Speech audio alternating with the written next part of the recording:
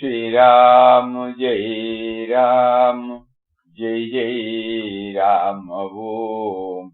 Shri Ram, Jai Ram, Jai Jai Ram Om. Shri Ram, Jai Ram, Jai Jai Ram Om.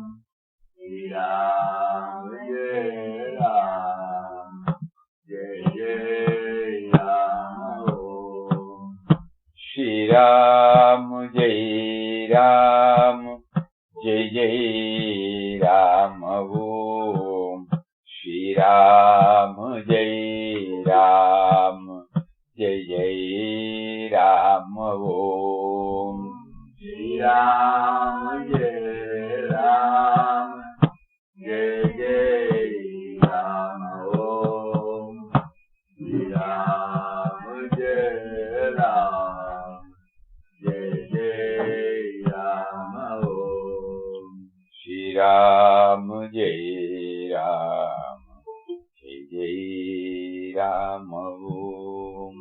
Shri Ram, Jai Ram, Jai Jai Ram Om. Shri Ram, Jai Ram, Jai Jai Ram Om. Shri Ram, Jai Ram, Jai Ram Om. Shri Ram, Jai Ram, Jai Jai Ram Om. Shri Ram, Jai Ram, Jai Ram Om. Shri Ram, Jai Ram, Jai Jai Ram Om. Hari Om to everybody.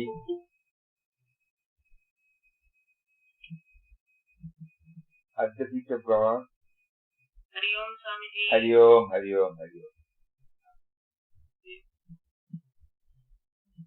Where did we stop?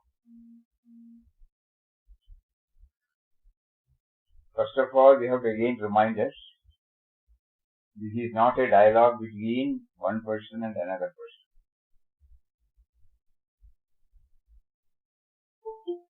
It is purely an inner dialogue that was taking place in Papa.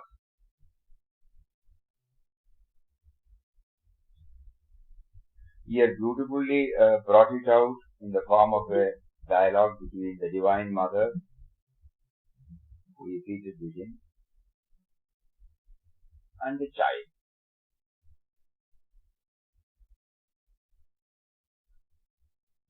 Even to bring out such doubts, lot of sadhana is necessary, lot of in-depth exploration is necessary. Otherwise these questions will not come. The answer will not be heard. We will just read. This is purely a PhD text. It is not recommended for this session. Because if the session is really, where everybody attends, we can have, everybody will have some doubts. And lot of going in, inward journey is necessary. It's two books, In Quest of God and In the Vision of God. It contains a lot of episodes, incidents, plus the theory. Here it is purely, theory only. Theory is not a theory given out by him. It is the inner experience he has revealed.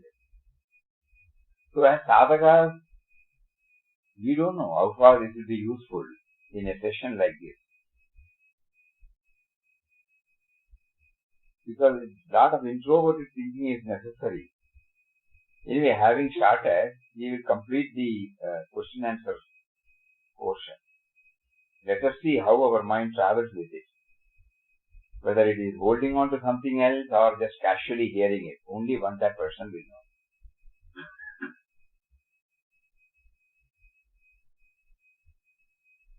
because it is too subtle and too subjective, and unless one is committed to it, 100% committed to it, not like a surface level hearing, superficial hearing. At the feet of God will not be understood by anybody. It will be a casual hearing. Anyhow, we will read this and let us see how it goes.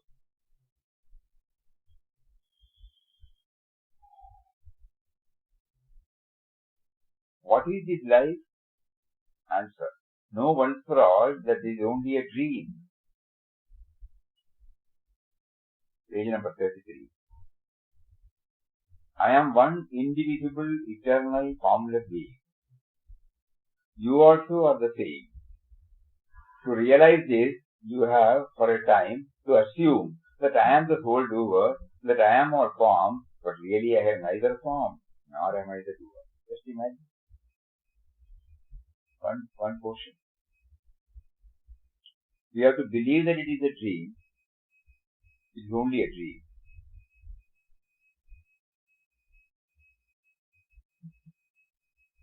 To realize this, that is a dream, we say, for a time to assume that I am the sole doer. You have to assume, that word is very important. And that I am all form. But really I have neither form, nor am I the doer. What are you then? I am simply incomprehensible and cannot be described in words. This also is merely a dream that you question and I reply. There are no two, but only one always. You say, Mother, that this life is a dream, but things appear so real, especially pain and misery. Answer. They only appear so. Child. Just as a mirage appears real, they have no real existence. You can just read that's all. Everybody feels pain, everybody feels happiness. It is not on this plane that this dialogue is taking place.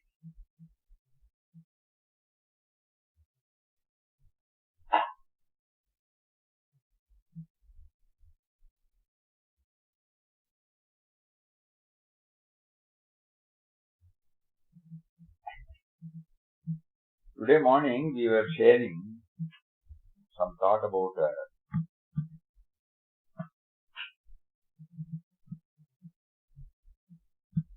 sannyasa and karma yoga. Sannyasi and the karma yogi. Words of truth. You know what? Sannyasa and yoga are ideals which are impossible to attain in their fullness within the confines of this body. But human thought can rise to such heights. That is what we read now at the Gita class. We should apply it. Immediately, otherwise, there will be a lot of confusion. A true yogi and a true sannyasi will exist only in definition. The ideals will always be beyond our reach. But we have to take exams. Even to understand these words, it requires little in-depth, This body has got its own limitation. So when we say God is all pervading, it will be difficult to understand anything about excepting hearing, excepting the hearing part. It will be difficult because it is understood through a finite being called this individual. That is why he said, so long as we are in body, it is not possible. The body at the moment cannot reach Bombay. But the mind can reach Bombay, So all these things can be done only at the thought level.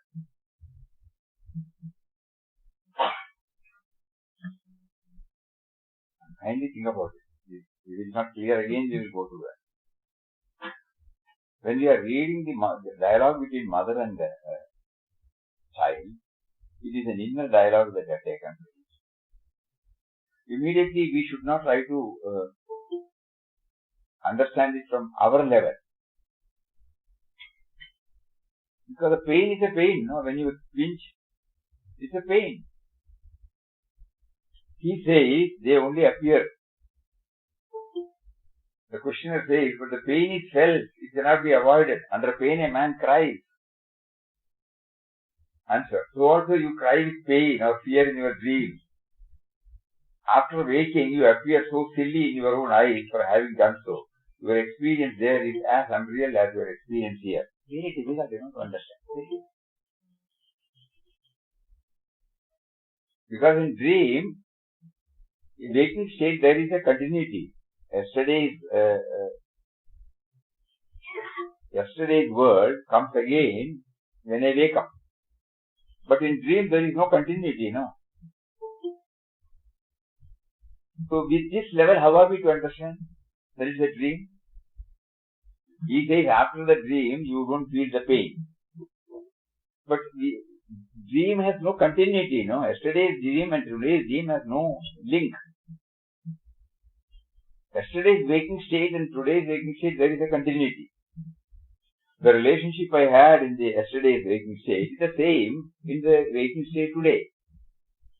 All my likes and dislikes, all my preferences, all my duties, all my challenges, everything remains the same. But in a dream it is not so. So if we try to understand these words from our level, it will be difficult. You got the point? You want to understand this, you have to go a little subjective. Here Papa says, not Papa says, questioner asks, pain is felt. It cannot be avoided. Under pain a man cries. It is not an act, Answer, so also you cry with pain or fear in your dreams. But after waking you appear so silly in your own eyes for having done so. Your experience there is as unreal as the experience here. How to realize the truth then? And either by directly recognizing yourself to be that which is always free from all pleasure and pain, or before reaching this state, by realizing yourself to be all bliss itself without a touch of pain.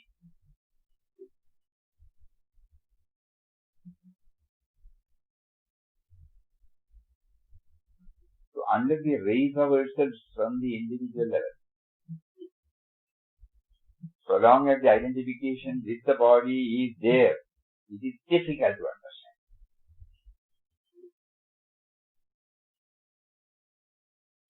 So by writing all this, by prompting us to do it, Papa is indirectly motivating us to raise our level of thinking from the present level to a higher level. Because if we try to understand it from the present level, it will be very, very difficult. Just like we shared now. It is not a dream. In Asapo, there is a sloka there. Samsara swapna tulyohi. Ragadveshadi sankuraha. Samsara swapna tulyohi. It is equal. It is not. Something for us to understand the real and unreal. They have brought this word.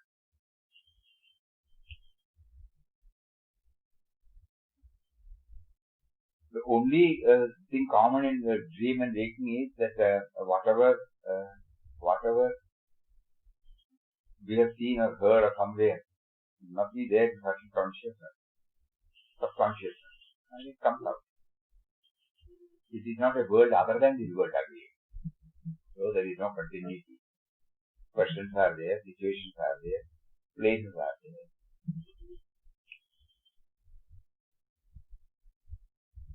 So unless and until we try, so the whole thrust should be to raise ourselves from our present level.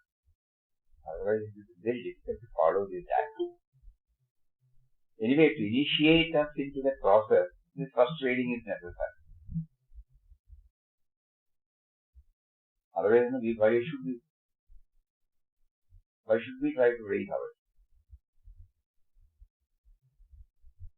So that Vinobaji says, it is an ideal, it is at the thought level okay, not at the individual level, body level.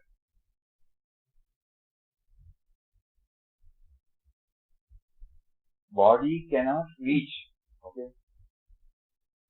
Bombay now, or Delhi now, or Madras now. But my thought can reach, I can dwell on that company, I can dwell that place, everything. The thought can take us to those experiences, relive those moments, everything can be done. Body cannot. This difference we should know and try to understand. So this is, otherwise it's very difficult. What about the pain then? Pain will be no pain to you, it will not affect you at all, or it will be felt as pure bliss.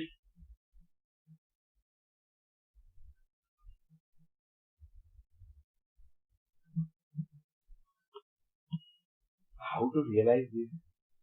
Meditate always on me as eternal peace, or as bliss, or as both. Then you will have both peace and bliss under all conditions. What is the state of bliss and peace? This state is beyond the dvas, beyond the three gunas, therefore eternal in nature, with the two apparent aspects, the positive and the negative ones. The positive aspect is bliss, the negative one is peace. Immediately we will jump into the conclusion, we are trying to understand the word positive and negative. It is not that. Here what Papa means only, one is the acceptance of the entire creation. The other one is the,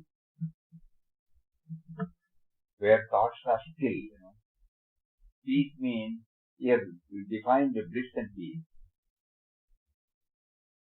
In bliss, according to him, we accept the state. How can one attain the positive aspect of bliss? Bliss can be enjoyed only by partially accepting the illusion of the universe as existent. It exists only for a short time. Take it as a form assumed by me for the sake of play or leela, and take yourself also as a form of mind. And peace is complete absorption of your mind in me. For then there is no play to witness. You discard it entirely as illusion. By stilling all your senses and the activities of your mind, you merge in unshakable and eternal peace. Somewhere here goes on the static activities we have. This is dynamic. It is an academic law. You will complete this portion and stop. Because I don't think some academic ideas we may form, bliss and peace. Unless we try to go within, we will not be able to know.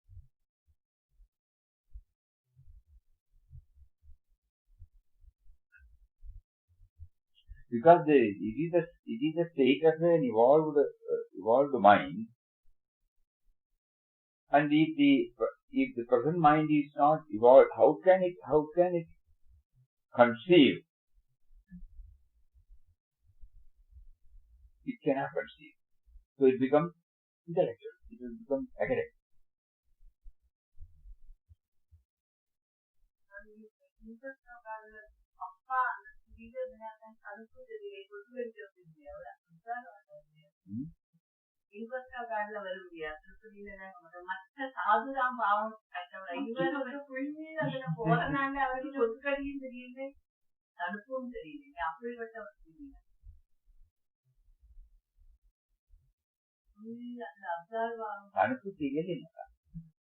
Enduring capacity comes. Enduring capacity comes. That comes. Courageously facing all adversities. That comes. It is not that you don't feel the pain. Just like Ramana Bhagavan said, pain will be there, but this is not affect. You close your eyes and go within and within and within and within, and then when we come back to the individual level, when we relive those moments, this question answer, place there.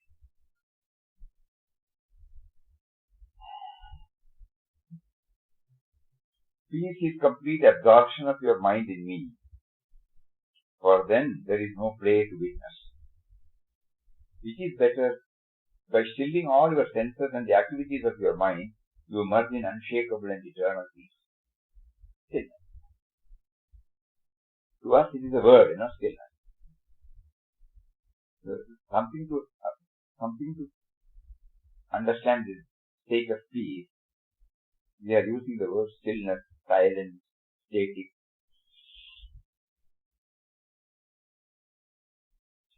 Which is better, peace or bliss? Both are equally. What should your child choose? All of my children, let them have bliss as long as their body lasts, and then let them enter into peace. What must be done to attain bliss? Take the whole universe as myself. First have intense love for me. Then that will be for the universe as well. Because I am the universe itself. Move in it, feeling yourself one with it, one with all beings and things in it. The result of this union through love is bliss. How is peace attained? By merging yourself in samadhi, which is complete absorption in me. Can one have the experience of both? Yes, one can remain either in eternal peace or in eternal bliss, as one chooses. Then this world is both a play and a dream. It is neither a play nor a dream. It is simply nothing, only I am. You are a puzzle then, O mother. What is the solution of it? The only solution is to say, I am a mystery. I am a mystery. Mystery cannot be answered, no? So we will just skip that portion. Did it remain an issue? Because it is difficult. And it is not meant for question and answer session or whatever. It is purely an inward journey. Each should read and try to go inward. We don't get the answer. We come out. We again pray. We again do. Then some prompting will come as to how to train our mind to go inward. And one fine morning we will get the answer. So that portion is really not for this session. So we will go to the fifth one, 37th page. Some interesting portion will come. Oh mother, what is Karma Yoga? The state in which action is performed by an individual while he remains all the time in union with me is Karma Yoga. The state in which action is performed by an individual while he remains all the time in union with me, that is Karma Yoga. Akarma. No? It's called Akarma. Karma Yoga.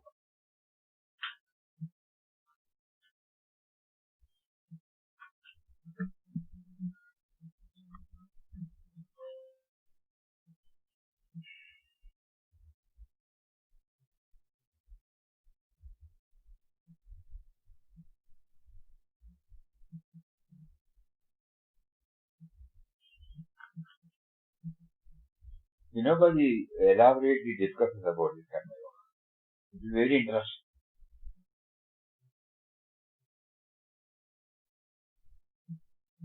Worldly people put in arduous labor, but that is in the pursuit of petty gains. We get what we seek. As is the desire, so is the fruit. The world will not pay more for our goods than the price that we ourselves mark on them. We ourselves mark on them the price.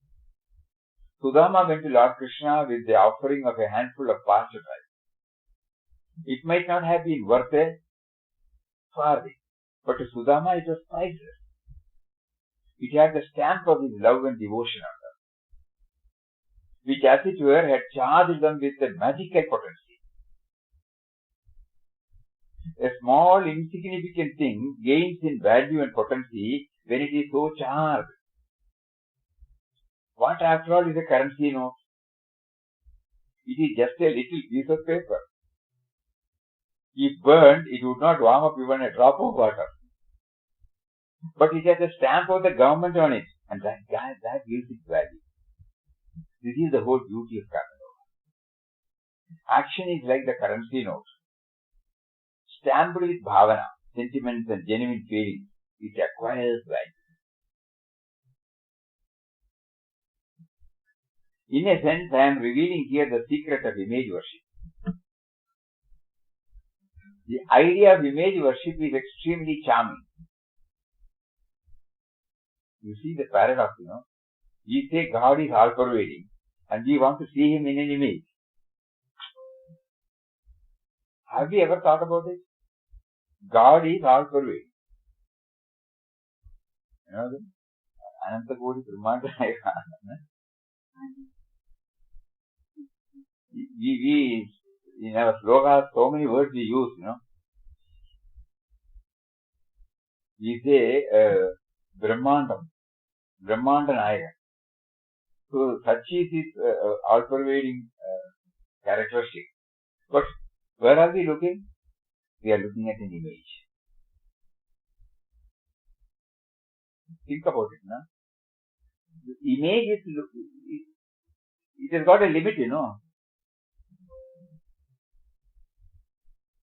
It is not all-pervading. It is centered, localized on a particular form. All-pervading is formless, Just think about it. This is what he says. The idea of image worship is extremely charming. To begin with, an image was just a piece of stone. I put life into it. I poured my devotion into it. These feelings cannot be broken. A stone can be broken into pieces, but not the sentiments. The moment I withdraw my devotion from the image, it once again gets reduced to a mere stone, which can easily be broken into pieces. We have witnessed one Pratishtha Mahotsav. Previous to that Pratishtha, there was a bhajan hall. And there was an image of Lord Ayyappa in plaster of Paris. And workers, they had them in their colony, estate colony. They had this bhajan hall. The management permitted them to put up a small bhajan hall. And during the Ayyappa season, religiously they all, majority of them, they observe Vradas and they stay there. And they will have bhajan, they will have very, all Vradas they will meticulously observe. And one of them became a pujari. So every day, even after the Ayyappa season, every day we will go there, evening only they can open. And they will have some small ritual and arati. One or two people may go there. It goes on. When, everybody thought we should go in for a temple.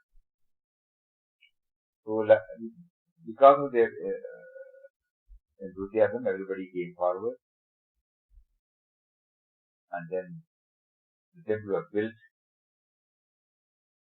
Image of stone image, idol, which was brought from another place. Tantri was performing. So the time came. So he told them, for the past 12 years you have been pouring your devotion on this image. Now you are, by mantra, by your own bhavana, you are withdrawing that devotion from that form, putting it in a kalasha, and then pouring this water on the new one, so that the devotion is transferred. And the moment the devotion is lifted, it becomes a dead body. It becomes a plaster of Paris image. You are just remembering those words. So he asked all the devotees, there were about 200 devotees there, that you go through this, and then after this, there will be a samskar, His body will be taken. and then it will be kept in the body, Chaitanya, in the form of devotion, is withdrawn by our intense prayer, mental level. That is what we want to stress now. When he says, the stamp of sentiment, stamp of faith. So then, it was done. And he said, you should all take a promise to the Chaitanya that you will do this Pratishtha in 72 hours. And you should not violate it, come what may.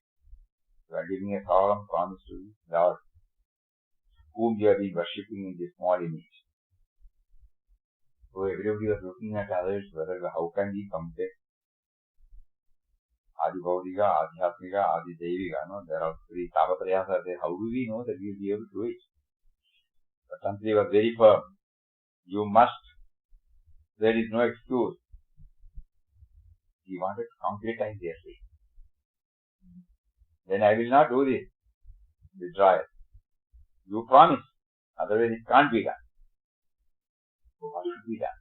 So intensity, you brought chant throughout the 72 hours is Nama. And observe and pray that everything should go as committed by us now. Since they had no other option, the executive committee, president, secretary, we were all there witnessing. So finally, when they were in a dilemma, we told them, don't worry, you commit. They all committed, okay. Then through various rituals, it was transferred, mentally, bhavana transferred from the thing, and then it was taken, literally like a paper. Many people cried. And then instead of burning it, it was immersed in the well. And when it was lowered, it was a touching scene. Because they had so much of attachment towards that monk. And then it was transferred, and then exactly on the third day, the Pratishtha took place. So the sentiments, feelings and sentiments. I put life into it, I poured my devotion into it. These feelings cannot be broken. A stone can be broken into pieces, but not the sentiments. The moment I withdraw my devotion from the image, it once again gets reduced to a mere stone, which can easily be broken into pieces. You remember? We have witnessed this. And today, when we go there, we have the same attitude towards that temple deity, We remember everything. Action is like a stone or a piece of paper. My mother scribbled just 3 or 4 lines on a piece of paper and sent it to me. Another gentleman sent me a bundle of 50 pages. Now, which one has more value?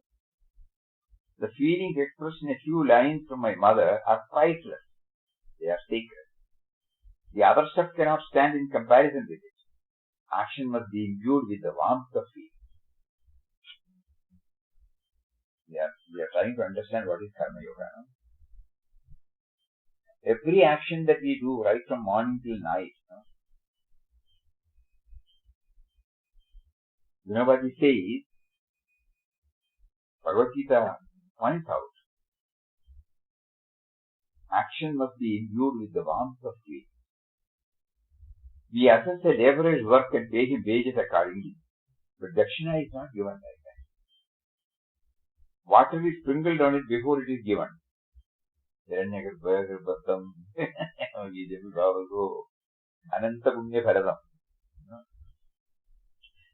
of Dakshina is sprinkled on it before it is given.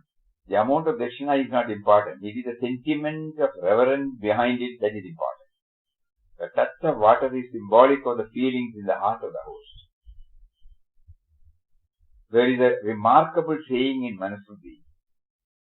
In those days, students used to stay with the Guru for 12 years. The Guru would teach them, make them human beings in the true sense. Now, what should a student offer to the master? In those days, fees were not collected in advance. The student, after completion of his studies, was supposed to offer what he felt like giving and thought proper. Manu says, give the master a flower, a fan, a pair of sandals, a pitcher of water. Is this a joke? No. The point is that whatever is offered should be offered as a sign of reverence.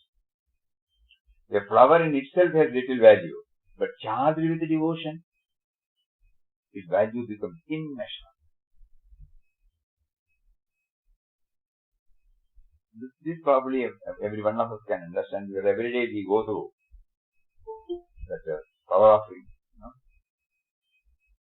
How reverently we receive the flower, how reverently we place at the holy feet of our Master. How careful we are while holding the flower. The one of the petals, because even while preparing the, what do you call that? Garland, not garland. Anyway, whatever we are offering every day. Sudi, okay. That one, when even the Ramnam is being chanted. So it is not really a flower. Flower plus our devotion. So with that we receive.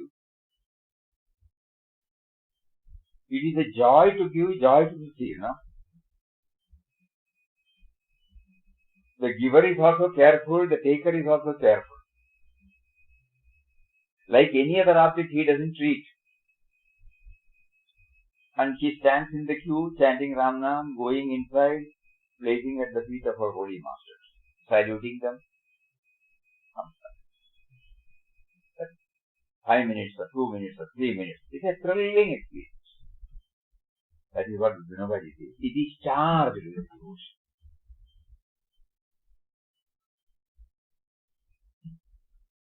A flower in itself has little value, but charged with devotion, its value becomes immeasurable.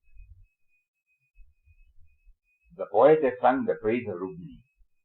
She put in the scale a single leaf of Tulsi, the holy basil plant, which equaled the weight of Lord Krishna, while heaps of gold ornaments put by Satyabhama proved to be insufficient to weigh him, because the Tulsi leaf put by Rukmini was full of devotion. It was no longer an ordinary leaf. It was a charged one. Satyabhama and Rukmini, both queens of Lord Krishna, once had a dispute over who loves him most. They thereupon decided to weigh him. Krishna sat on one side of the pan for the balance, and Satyabhama had put heaps of gold ornaments on the other pan, but they could not equal the Lord's weight. Rukmini then weighed the Lord against just a Tulsi leaf, but the leaf equaled the Lord's weight. That is the Purana. So, this is true of the action of a Karma Yogi. Here, what is Karma Yoga is the action now we are trying to understand. It's a very interesting, very practical, very implementable idea. Suppose two persons who have gone to bathe the river Ganga. One of them says, what after all is this Ganga that people talk so much? Combine 2 parts of hydrogen and 1 part of oxygen and you will have Ganga. The other one says, the great river emerged from the holy lotus feet of Lord Vishnu. She dwells in the matted hair of Lord Shiva. Thousands of seers, both ascetic and royal, have done penance on her bank. Countless holy acts have been performed by her side. Such is the sacred Mother Ganga. He takes a bath with these feelings. The other fellow, for whom Ganga's water is just a compound of hydrogen and oxygen, also bathes in the river. Both get the benefit of physical cleansing, but it is a petty benefit. Even a bulla can get benefit. Dirt to the body will go, but how to wash the taint of the mind? One gets the petty benefit of physical cleanliness. The other one, in addition, gains the invaluable fruit of inward wisdom. A man doing Surya Namaskar after bathing will certainly get the benefit of physical exercise. But if he is not doing them for the sake of health only, but as a form of worship, he will also have a sharp and radiant intellect in addition to a healthy body. He will get from the sun god vigor, creative energy. The act may be the same outwardly, but the difference in the inward feelings makes a world of difference. Action by a spiritually motivated selfless person contributes to his moral and spiritual development, whereas the same action by a worldly person serves to bind him. A karma-yogi farmer will look upon farming as his dharma. It will of course fill his stomach, but he is not farming for that purpose. He will eat only to enable him to perform the dharma of farming. Dharma is the end for him. Food a means, therefore. But to another farmer, food is the end, farming a means, therefore. These two attitudes are the opposite of each other. This has been figuratively described in the second chapter. It is stated therein that a karma-yogi is asleep when others are awake, whereas he is awake when others are asleep. What does it mean? We are ever mindful about filling our stomachs, while a karma-yogi is keen about spending every moment in work, does not waste a single moment. While ordinary worldly persons live in order to eat, he eats only because something has to be given to the body to survive, to perform self-reliance.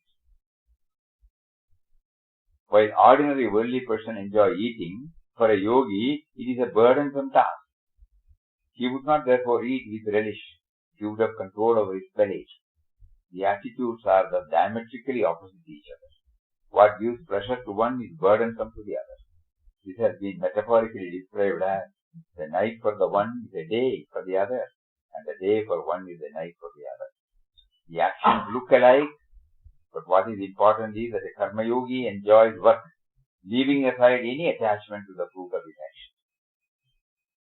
He will eat and sleep like others, but his attitude towards everything will be different. To impress this point, the idea of Sthitaprajna has been put forth at the outset itself in the Gita, although 16 chapters are still ahead. The similarity and difference between the action of a worldly man and those of a karma-yogi are immediately clear. For example, if a karma-yogi is engaged in the care of a cow, he will do the work with the idea of serving the society by providing it with plenty of milk. And at the same time, he will look to it as an opportunity to have a relationship of love with all the lower orders of being through the service of the cows. He will certainly get his wages, but that is not his motivation. Real joy lies in the divine feeling informing the actions.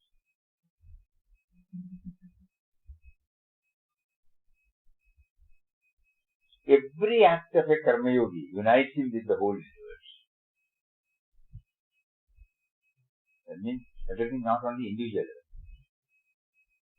There is a custom of watering the tulsi plant before taking meals. This is for creating a bond of love with the whole world of plants. How can I eat keeping the tulsi plant starved? Beginning with the identification with the cow and the tulsi plant, we are to progress till we are one with the whole creation. In the Mahabharata war, fighting was to stop at sunset, and everybody would then go for performing religious rites. But Lord Krishna would rejoice in actions like unyoking the horses from the chariot, giving them water, gently rubbing them down, nursing their wounds. What a joy the Lord found in such. Poets never get tired of describing all. Bring before your mind's eye the picture of the divine charioteer, carrying the feet of the horses in the folds of his lower garment, and feeding the horses with his own hand, and realize how joyful Karma Yoga is. In Karma Yoga, all actions attain the highest spiritual character. Take khadi work. A khadi worker hawking khadi from door to door, carrying the load of his head on his head, never feels tired, for he knows that millions of his brothers and sisters are famished and is motivated by the idea of providing a few morsels to them. There is an extraordinary power in the selfless and desireless Karma Yoga. It richly blesses both the individual and the society. A Karma Yogi who follows his Swadharma does get his daily bread. Besides, his industriousness makes his body healthy and pure. His work also contributes to the well-being and prosperity of the society in which he lives.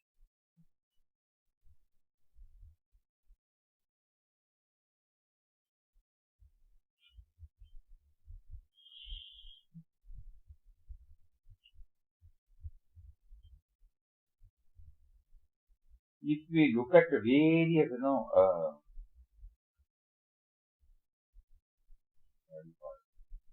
charitable institutions, Genesis we should go. For example, somebody, thinking about the future of students who are either dropouts or are not in a position to get even the basic education. They don't have the wherewithal. So naturally when they grow up, they go for some type of job which cannot earn beyond certain level. Their life gets stunted. Somebody started thinking. And because of this earnestness, he was able to have a team of people, youngsters. And then, what was the result? They started going through the various aspects of it. We cannot go for any academic education. So they evolved a type of education where, a 3-month course where all the basics are taught for an individual, for a boy or a girl. With values. And they also thought, what if people just doing all these things? They should be given placement.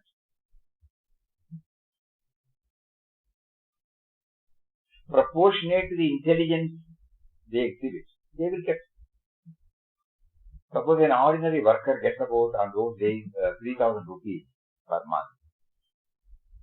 By this transformation, a boy of 18 years or 19 years or 20 years old, he was straightaway getting a starting salary of 8,000, 9,000 rupees. Many are now earning more than 20,000. All because somebody started thinking about the welfare of this downtrodden, the underprivileged. Instead of simply giving a talk, instead of simply sharing the thought, they actually put it in. Now it has grown up like a banyan tree now. Thousands and thousands of people are being trained. Everybody is given a placement. And all the employers, they get in touch with these people and they inform, whenever there is an opening there, they inform these people. Because apart from the basic worldly knowledge, they are also given some basic fundamental values, human values. Integrity, character, truthfulness, honesty, industriousness, attentiveness.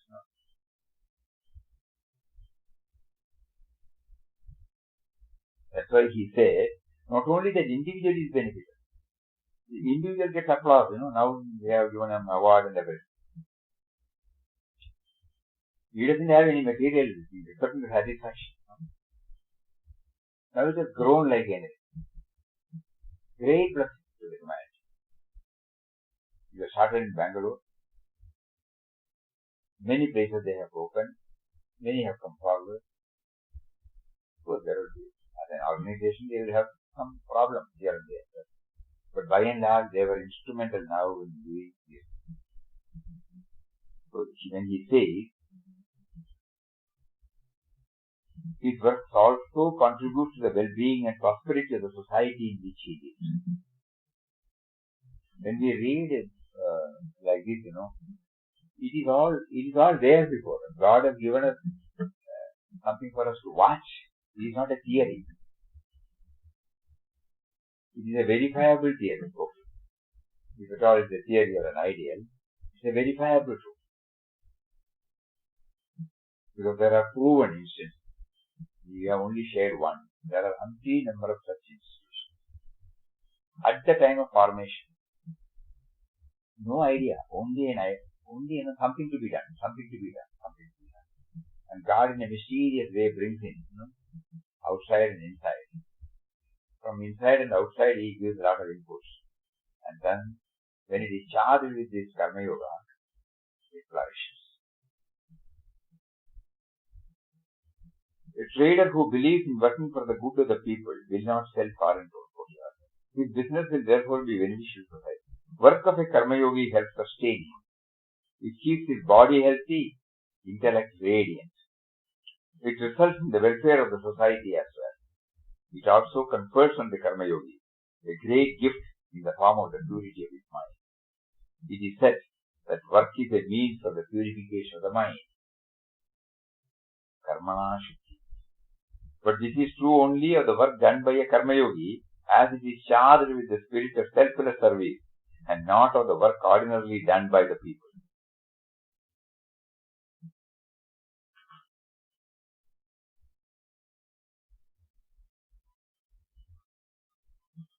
It's a long chapter.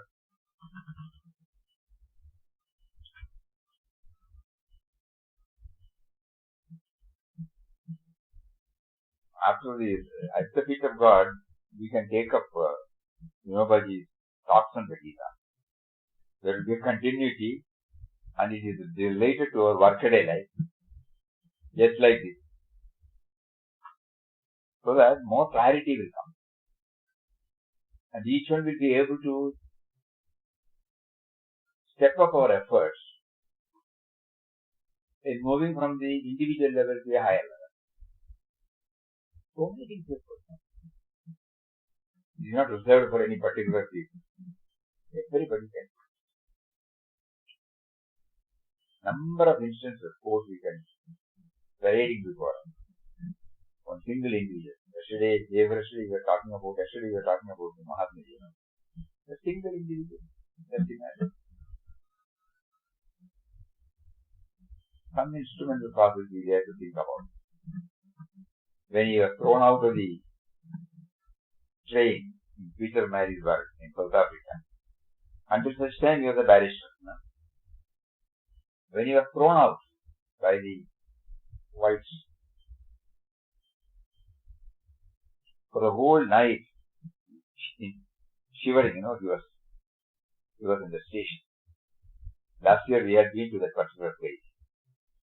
There, the placard is there. We were thinking. That was the place that transformed, Mohandas Karamchand Gandhi, barrister too. That was the first initial, just like we say Vittal Rao, Swami Ramdas, the Sadhaka first and the Siddha later. Similarly, the barrister, the householder, the first transformation, thinking in terms of others. Suddenly he came to know this is the fate of all Asiatics there. Something should be done. It is not for him. And we all know from history, what happened in South Africa. And later on with that background, when he landed in India, 1906 or something, how Gokhale was able to feel that here is a person who can take the lead for freedom movement. One person, just imagine.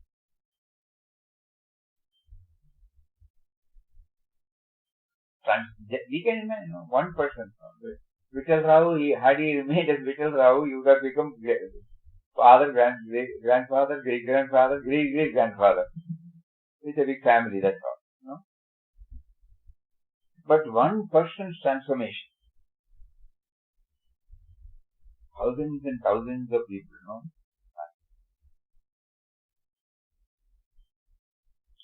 At our level, we can say, God's plan is there, that if we say, we are talking at a higher level. From our level, ordinary devotees level, we find that this transformation has not taken place. There won't be Mataji for us, there won't be Swamiji for us, there won't be Anandashram for us. All because of the single transformation in one entity. We are trying to understand what is Karma Yoga. And not only this type, any industry that has come. Just imagine. It has added to our comforts in life. Anything, you take the brush, right from the brush. Think about that person. It is used by many, crores and crores. So that means we don't have to go anywhere else to have this Karma Yoga in our activity. All that we have to ensure is that it should be beneficial for others.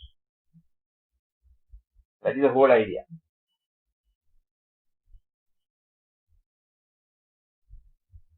And when we say Karma Yoga, the God dimension is brought. He gave me an opportunity. He selected me.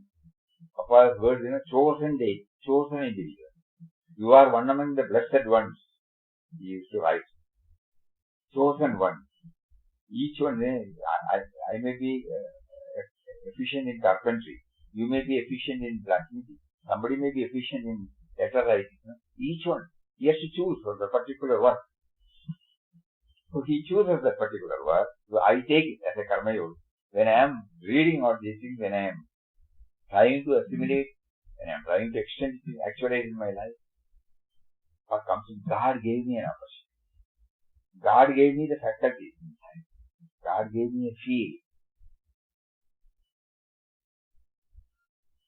So here again, page number 37. Oh mother, what is Karma Yoga? The state in which action is performed by an individual while he remains all the time in union with me is Karma Yoga.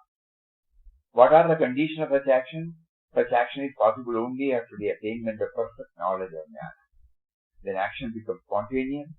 The divine energy in all its potency and glory is then flowing through you, transforming itself into action. What is the nature of such action? The action covers a vast field, like a mighty wave.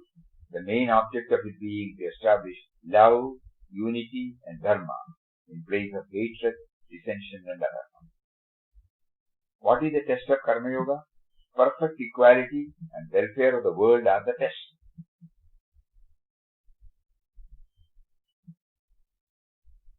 How can one fit oneself for such action? One has to surrender himself entirely to my will. Here is charged with devotion. Charged with devotion to God. God, to a particular, not only to a deity, God in the form of my co-creation. Yesterday we read Gandhi's words. If you have to see God face to face, we should see Him in His creation and be one with it.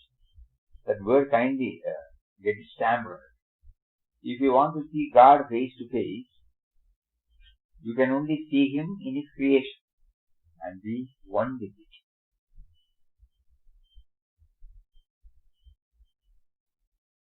Any opportunity. I may not be able to raise myself to a higher level, but opportunities are given to me. Right from morning till night, various opportunities are placed before me by Him. He will not insist that I should do. He places and just watches. If I make use of it, it is to my credit. This to my credit means we may move towards it. He watches. Upadrashta. He places before us. Right from morning till night, we should keep these thoughts now. Even if we are not in a position to do it throughout, we can try, 1%, 2%. Wherever we can charge with devotion to Him. Oh, you have given me this opportunity. Please enable me to dedicate it to you. Yesterday when Gandhiji was sharing the thoughts about Ishavashyamidam Sarva, he said early morning, before you start anything, dedicate everything to Him. Because everything is His, nothing is ours. Karma Yoga, if it has to become successful, all these things should weigh in our mind. So one has to surrender entirely to my will. One's individual consciousness must merge into the cosmic or universal consciousness. One becomes then the chosen instrument in my hand. Great works proceed from me, then through that individual. The great vibhudis, the divine workers, such as the avatars, prophets, messiahs, saviors of the world are individuals of this type.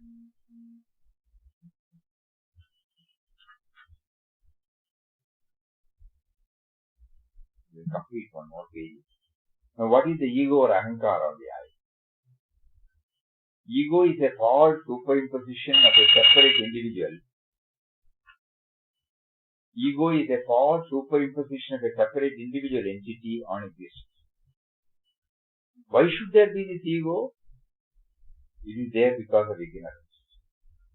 Mother says, in order to have my world play or leela, put on the veil of this ignorance, and have thus multiplied myself into innumerable forms, retaining in each of them this ego, born of ignorance. How can this ignorance go? By my grace, at the dawn of knowledge, or jnana. What is jnana?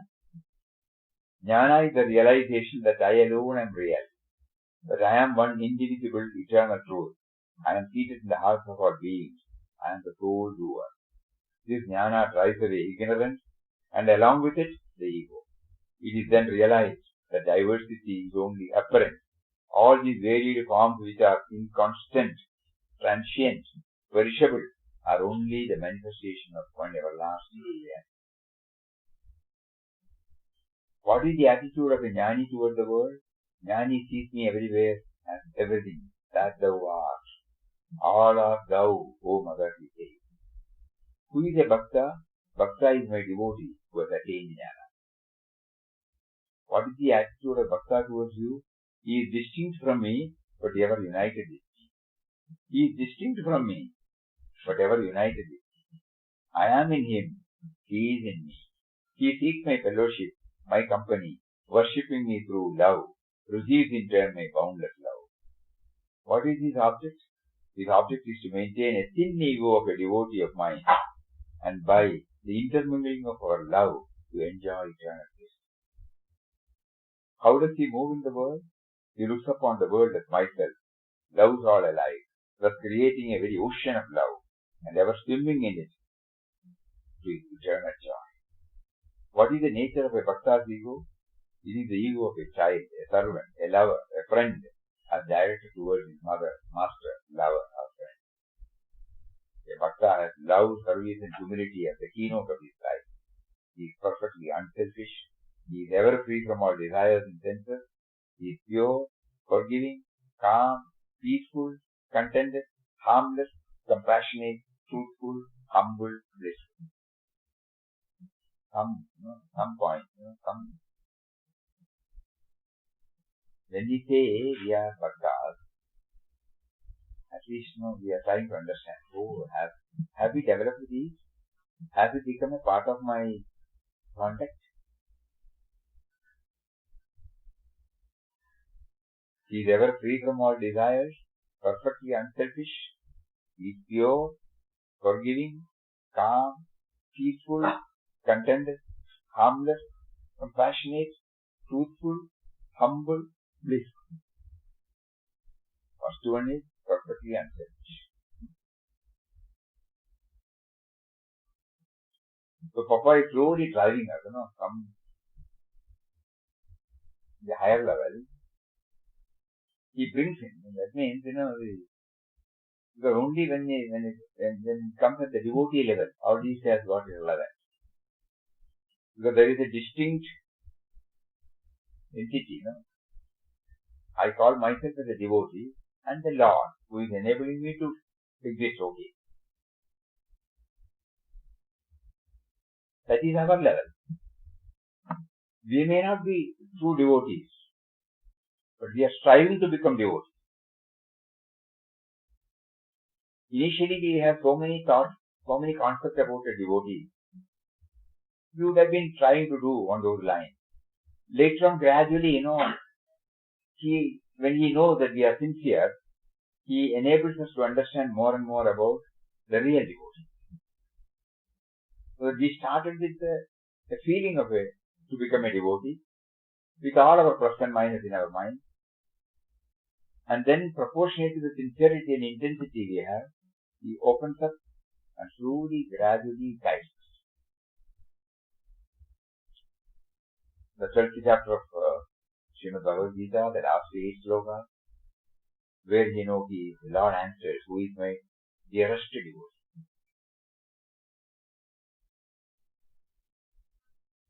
Contents of it has been taken and Papa is giving us in this form.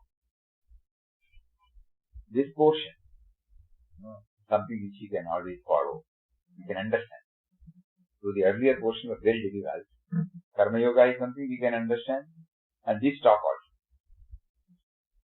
Ultimately, the signal is, or the take-home message is, I should become a true devotee. So we are praying now, kindly enable us to become a true devotee. Nowadays I am not taking anybody's, I am really interested in everybody's welfare. But I cannot say that I am 100% unselfish. I cannot say 100% I am pure. I cannot say I am 100% forgiving. Like that each and everything is starting. I cannot say I am 100% calm, or peaceful, or contented, or harmless, or compassionate, or truthful, or humble, or this. There is in me an urge to become like that. So when I read and reread and reread and go through it, and then the urge is, just like this. Before, to ensure that the fire does not get extinguished, we use the blowpipe. We keep on blowing it.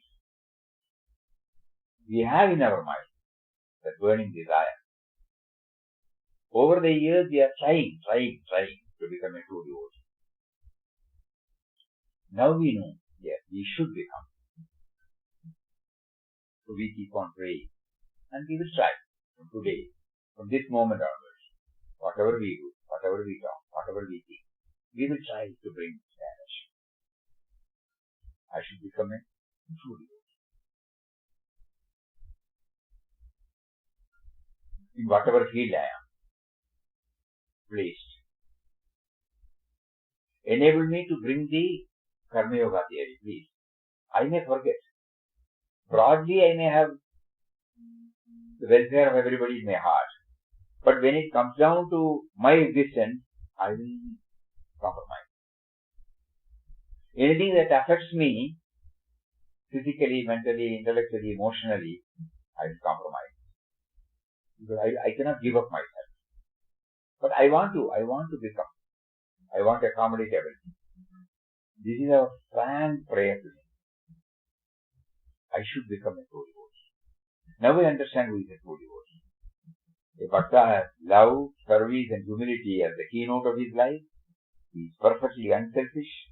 He is ever free from all desires of the senses. He is pure, forgiving, calm, peaceful, contented, harmless, compassionate, truthful, humble and this.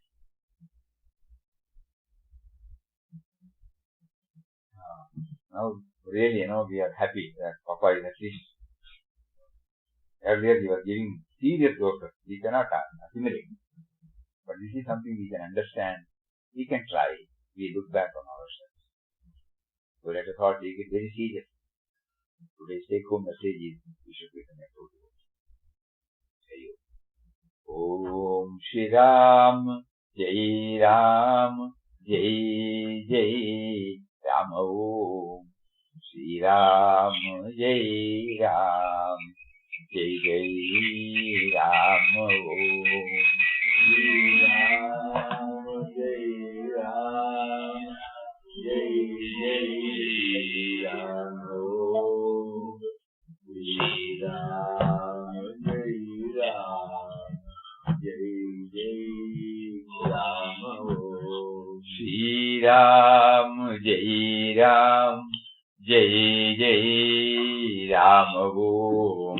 Shri Ram, Jai Ram, Jai Jai Ram Om.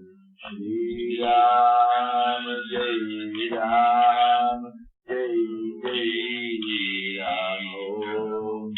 Shri Ram, Jai Ram, Jai Jai Ram Om. Shri Ram, Jai Ram, Jai Jai Ram Om. Shri Ram, Jai Ram, Jai Jai Ram Om.